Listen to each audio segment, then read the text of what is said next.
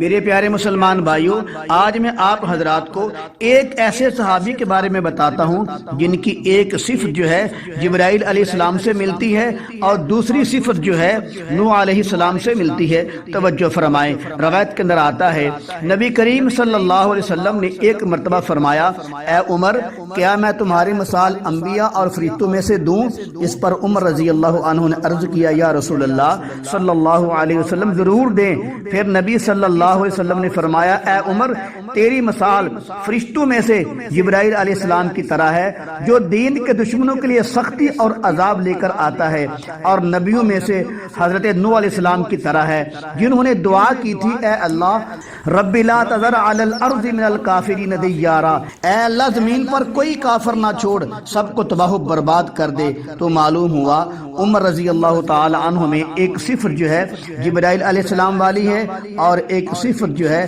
نوح علیہ السلام والی ہے۔ سبحان اللہ، اسی وجہ سے اللہ کے پاک پیغمبر نے فرمایا ہے، میرے بعد عمر بن خطاب کی اقتداء کرنا۔